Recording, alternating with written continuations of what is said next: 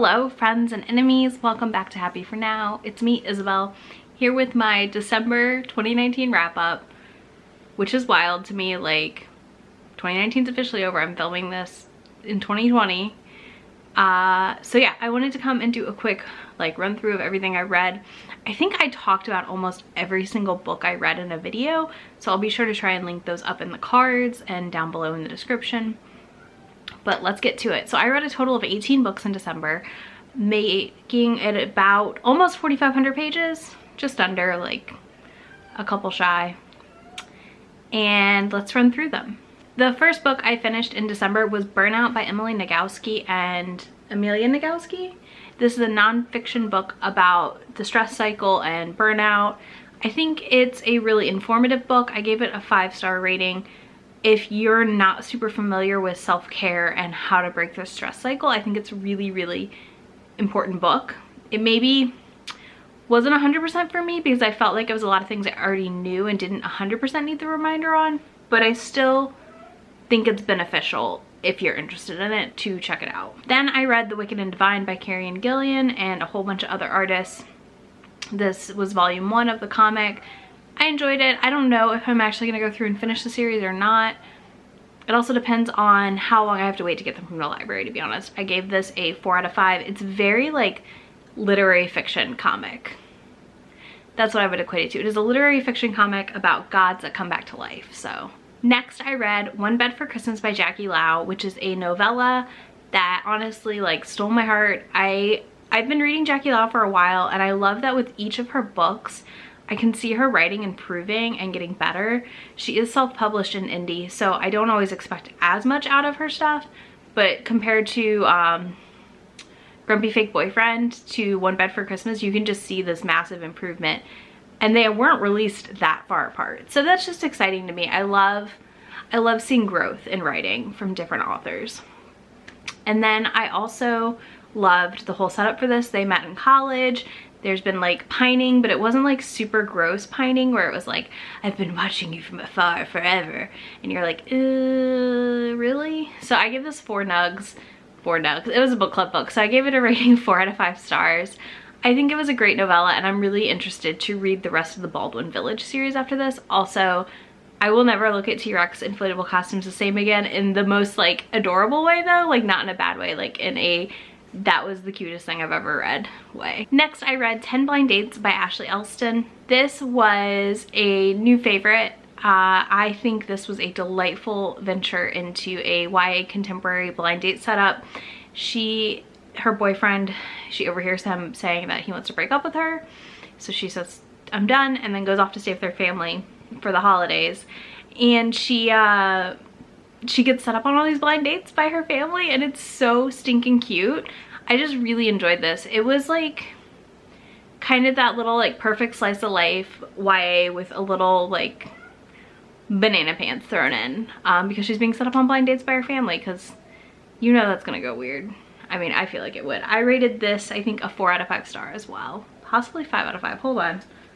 I also gave 10 Blind Dates a 4 out of 5 star rating. Next I read Girls of Paper and Fire, and this was, wow, I was really taken by surprise by this. I've seen a lot of hype about it. I was worried to even read it, so I did a buddy read with a whole bunch of people for the bookie trials, and I was so thrilled to fall in love with the story. I'm really excited to read Girls of Storm and Shadow. I think I got that title right. And I just thought this was a really great sapphic fantasy. This has a lot of world building in it, but it's a really interesting world, and it's very different from a lot of things we're used to reading in fantasy. And I think that the class system was really interesting, how that was set up.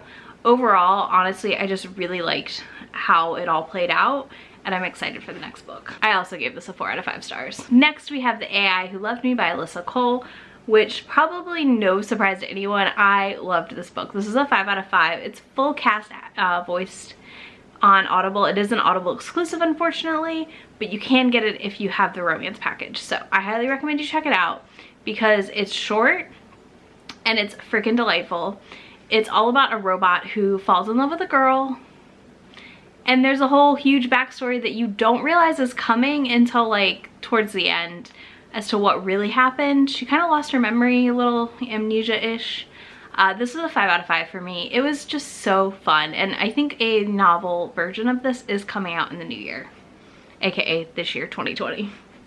Next, I read a arc for Tweet Cute by Emma Lord. This was a freaking adorable young adult romance. This is about two teens who go to school together and don't realize it, but are both running Twitter accounts for competing brands, kind of competing brands. There's some great reveals. There is a great little love story in this, and it was just freaking adorable. 4 out of 5 stars. Loved it so much. Highly recommend you check it out. Next, we have One Dark Throne by Kendar Blake, which was a reread for me. I gave this a 4.5 out of 5 stars. I love the second book of this series. It sets up so much, and I cannot wait to finish this freaking series.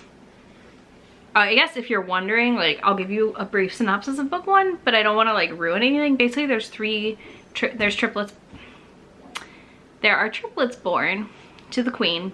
The queen then goes into retirement, and when the triplets come of age, they're dispersed to 3 different families on the island.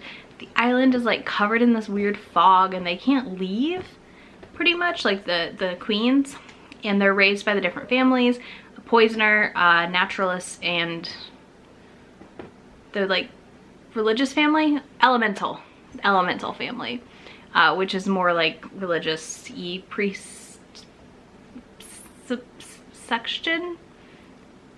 Yeah, so it's bonkers. They basically aren't allowed to meet each other until they turn 16, and there's the big festival where they all come together, and then they have to murder each other.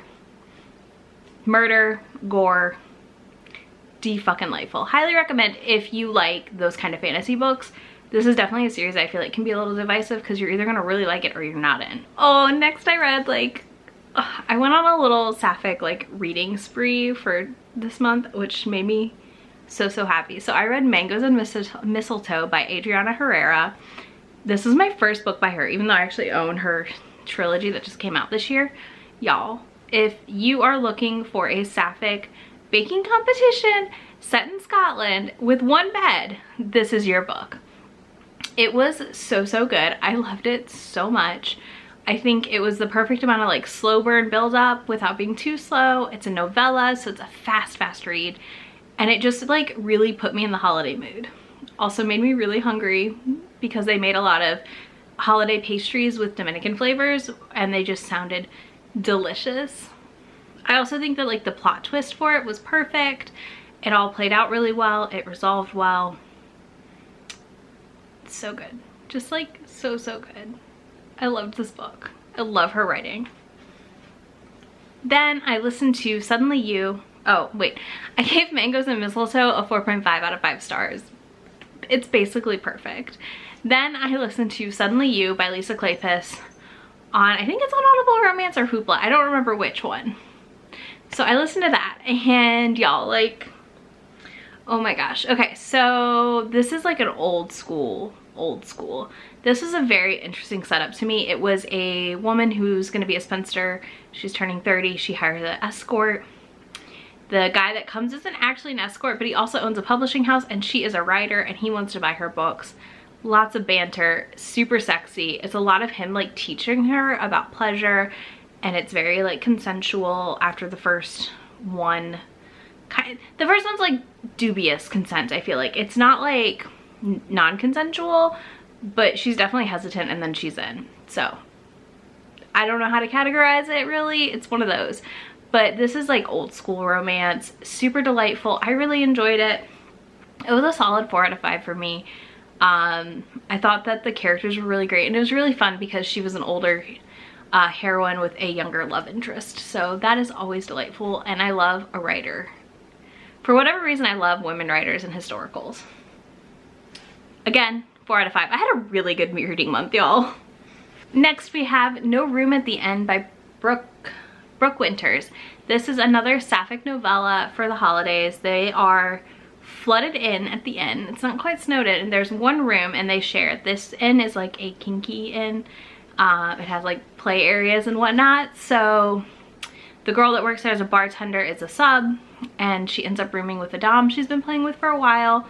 Things explode from there. It's very hot. This book has a great list of content warnings in the front though, so I highly recommend you check those out before you read it and make sure you're down with everything going on in this. This was smoking hot, 4 out of 5 stars. I loved it so much, and I'm really excited for the next book in this little series around this hotel. Then I read what I feel like is a very hyped book this year, The Queen of Nothing by Holly Black. I gave this like a 4 out of 5. It's fine. I think it was a good conclusion. We did get a like happily ever after from this. I still can't believe how much was packed into 300 pages. It's not like a series I feel like I'm gonna go reread and like want all this stuff from, but it was good. I enjoyed it. I think she does a really good job of making fairies evil enough, if that makes sense, because I feel like fairies are often not as awful as they should be, because technically like fairies are like, they're real bad, guys. Like they're real bad. They shouldn't be like sweet and friendly. Next I read Grading Curves by Naima Simone. I think this is a standout for me again. Another 4 out of 5 star read. I'm telling you, I had a great December. So how do I want to talk about this book? So one thing I do want to say, this is a professor and her student, but when they first do it, she doesn't know he's going to be a student, and they resolve the conflict well. He's not like 18 also, which helps. She's 30 and he's not 18. So it's not like on that cusp of being like a little too much, which we'll talk about in my next book that I read. I thought it was handled well. I think that this book is smoking hot. I think a lot is packed in there for 100 pages. This was on the Read Me Romance podcast if you want to go listen to it. But I did just read it for free on Kindle Unlimited, and I thought it was spec-fucking-tacular. All right, next, another 4 out of 5 star read. Wow, I literally, like, I can't believe how many high stars I had this month. So next I read Birthday Girl by Penelope Douglas, a book I have, no joke, been putting off forever, because the premise of that book sounds like super not up my alley. And then I read it because Brie kept talking about how good it was, and I've seen some other booktubers talking about how much they like it, and I thought, we'll try it. This is super not my thing though. She is 18, 19, and she moves in with her boyfriend's stepdad, or no, not stepdad, with her boyfriend's dad and her boyfriend. And her and the boyfriend kind of like end up breaking up, and stuff kind of goes awry, and the dad's like, she's hot, but it's also kind of gross because he's like 38. It's weird, y'all. Like, it's one of those things where, or 37. It's like that thing where if she was 22 or 3, I would be super, like, this would be a 5 star read. But because she's 18, I cannot give this book 5 stars. It just borders on like an appropriate age gap. It's like, just like right there for me. It did manage to not have any gross grooming that I noticed. So that was my biggest concern with this. I was worried he was gonna be like grooming her in a weird way, or that it would be like she's cheating on her boyfriend with him, which would also be weird. But that doesn't happen. It's a really slow burn. I don't think they get together until like 70% through the book. And I thought that Penelope Douglas did a really interesting job with this, which has me excited to read her book that comes out in January. That again, I was like, this is not my thing. But this is definitely a good problematic dark romance, shall we call it? Something like that. It's not, I like this better than Punk 57, let me put it that way. And I like this better than a lot of problematic dark romances, forbidden romance, taboo that I've read. Yeah, it was interesting. I'm surprised how much I liked it. Next, I finished Lies by Kylie Scott, which I've been reading for months. I, on New Year's Eve, was like, oh shit, I am 2 books away from 220 books for 2019, so let's find 2 books. I realized I was like 50%, 40% through Lies by Kylie Scott, and then it was on the Audible Romance package, so I picked it up. This is a 3 out of 5 star read for me. I am so mixed because I really like Kylie Scott's writing, and I like her Rockstar series that I've read. I thought that was really fun, but this was like disappointing because it didn't have, it's romantic suspense. He's a spy and she doesn't know he's a spy. She finds out he's a spy. Cue, like, the whole thing. But the thing is the ending for me just like kind of didn't work. Jen Reed's Romance talked about it in an article on Kirkus, I think, and she talks about how, like, you know, you're looking for that HEA payoff, and there wasn't enough like grovel or forgiveness offered to make me believe that they could end up together at the end of this, because I don't want to spoil it, but yeah, it just didn't work for me completely, which sucks because I was really into it, like really into it. Like, maybe I need to read more romantic suspense in 2020. I don't know. We'll see. Next, we have quite possibly one of my favorite books that I read on New Year's Eve, which is Grand Theft New Year's Eve. Actually, I read it right before. This is by Katrina Jackson, and I got an arc of this from her because she offered them up on Twitter, and I was like, yes, please. Oh my gosh. Because I loved Neighborly by her, as you know. And I was just... what do I say about Grand Theft New Year's Eve? So Grand Theft New Year's Eve is a 5-star read for me. It was such a good little novella. It centers around Cleo Wright, who is a mastermind thief of a team, and she always is the one that infiltrates places and does the like setup for her team to come in. And she ends up having a one-night stand with Robert, and he basically spends the next year trying to hunt her down and he realizes who she is later, like after the affair, and she runs off with his favorite car and his watch, and he like sets this ploy up to catch her, and they like do enough stuff by the end and are reunited, and it was just so good, y'all. Like, this was the perfect book to read right before the end of New Year's. Not New Year's, right before the end of the year. And honestly, you could read it not on New Year's. It's not that thematic with it, but it was just so freaking fun, and I'm really hopeful that she's gonna have some more in this series because I freaking loved it. Like, I loved it. I can't wait. I cannot wait. Hello, editing Isabel here. I also read another book that I totally forgot to mention. Somehow I only did 17 out of the 18 books I read in December, and that book was Dirty Letters by V. Keeland and Penelope Ward. This is an epistolary romance, and she has agoraphobia. It's about Griff and Luke. They start writing back and forth to each other again after having stopped for a while. Luca experienced a really traumatic event, and she no longer goes outside really. And Griff is he's a celebrity, and she doesn't even know who he is, which is great because he kind of needed like somebody who knew him pre-fame. At first I didn't love it. I had a couple moments in which I thought it was going to be very like not like other girlsy, which I don't love, but it turned around and I really enjoyed it. It was another, I don't know what did I rate it? Hold on. Editing magic right here. I rated it a 4 out of 5 stars as well. Again, literally all of this month, almost every single book I read was a 4 or 5 star read for me, which is banana pants. So yeah, that's my thoughts on Dirty Letters. Highly recommend you check it out. I think the audiobook's $1.99, even if you just get it from Kindle Unlimited, and the audiobook was really good as well. Back to Past Me. And last but not least, I read Grumpy Jake by Melissa Blue, who I think this was like a 4 out of 5 star, maybe 4.5 out of 5. I think Melissa Blue might write some of the best sex scenes. She does a really good job talking about what's going on and how it's working and feelings, etc. Grumpy Jake was the freaking life. So this follows Bailey and Jake.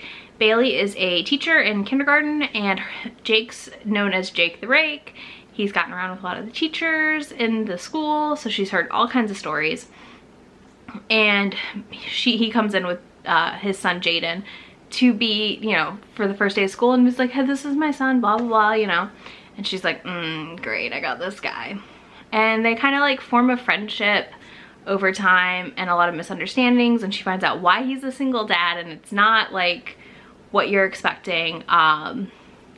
They fight, they come back together in a great way. I think it was just such a fun read, and I loved, again, the sex scenes in this, smoking hot. Like, you can't go wrong with this one. It was so good, well done.